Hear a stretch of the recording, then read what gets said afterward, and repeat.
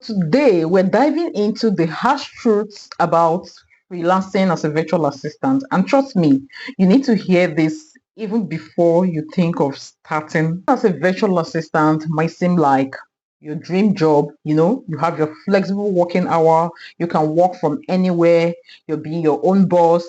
But let's be real, most people fail even before they get started. Why? Because they don't prepare themselves properly. So if you don't want to fall into this category, you want to find yourself in this group of people, make sure you watch this video to the end so you don't miss out on anything. Because I'm going to share how I was able to get ready and thrive on this journey.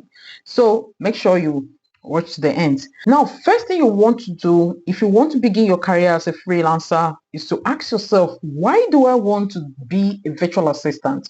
If your only answer is to make quick money, trust me, you're setting yourself up for disappointment. That's from the very beginning. Virtual assistant is a real career. Like, it requires effort, it requires you acquiring skills, and it requires a lot of strategy. So you have to be fully prepared for it. Now let's talk about the skills. The truth is, you don't need to know everything. Yes, nobody knows everything, but you do need a foundation. So first thing, you have to start with the basics like email management, calendar organization, data entry. You have to use platforms like Coursera, Udemy, Hotspot, LinkedIn Learning to polish this skill. And if you're serious, you can invest in advanced training later.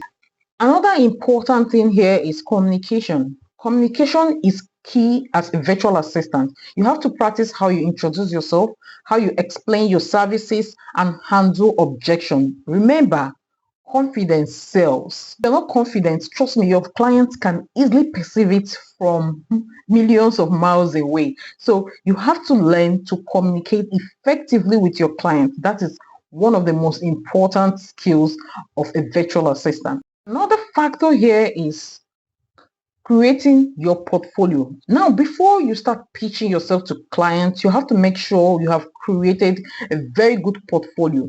Now, you don't need to have an experience. I get a lot of people saying, okay, I don't have an experience, what do I put in my portfolio? To have a good portfolio, you don't need to have an experience.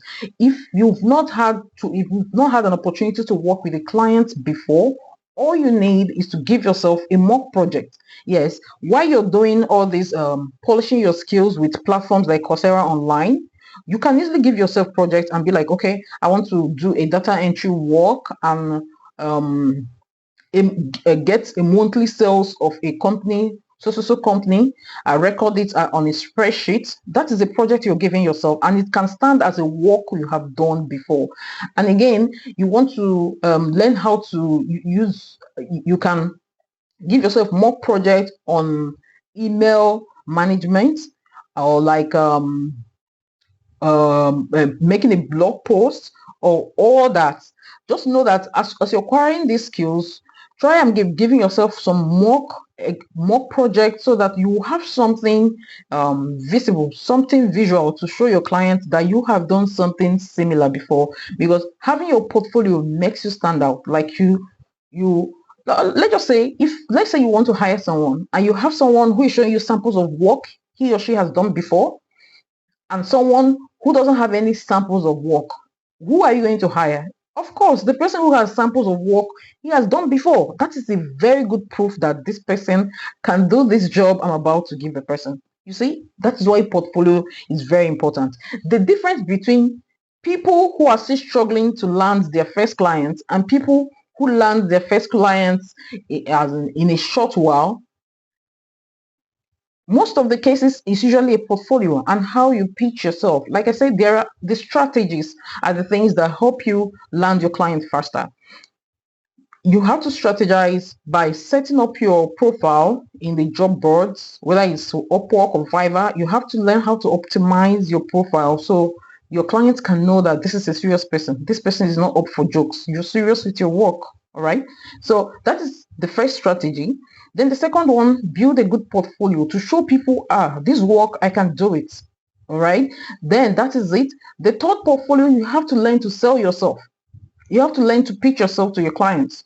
They want to know what you can do. So if you don't bring out yourself and say, okay, I can do this, and when you bring out yourself and pitch and submit the necessary credentials, your CV, your portfolio, and they go through it and say, wow, this is someone who knows what he's doing, they take you serious and they come for you. So that is the difference between you that is searching for job for so long and someone who rarely lasts in the market without a job.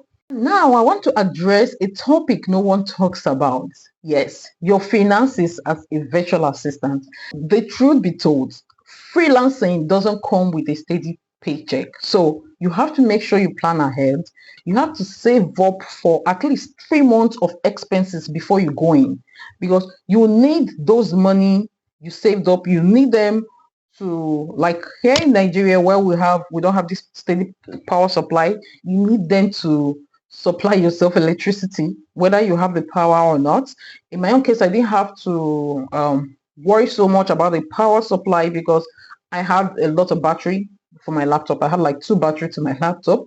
So each time I have my gen on, I am charging my batteries. So when the power, even if there is no power, I am still working online because I have batteries. And again, I had a power bank for my phone. I have power banks for my phones. So the power wasn't really an issue, and you have to make sure you have money to subscribe data. So all these are part of the preparation. You have to make sure you are ready for this job. Put everything into place, prepare yourself. It's not a get rich quick scheme, and you don't see someone who is being successful and you in your mind you think, okay, I'm going to be successful overnight. And then you see this what they call organization. Organization should be your best friend as a virtual assistant. You have to learn to use tools like Trello or Notion to manage your time and tasks effectively. You will need this to juggle multiple clients, and you need it to meet your deadline. It's going to help you very well. And then finally, your mindset. Your mindset is everything in freelancing. Now, freelancing comes with highs and lows, especially in the beginning. You might get a lot of rejection, right? And things might move slower than you expected. All you need to do is to stay patient and persistent.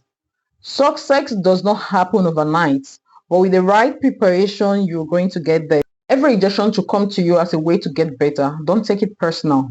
People, freelancers get rejected all the time. So don't take it personal. I think that is all for now. So if this video gave you clarity about how to get started, don't forget to like and subscribe to this channel. I've got many insights to share with you on how you can thrive as a freelancer. So see you in my next video. God bless you.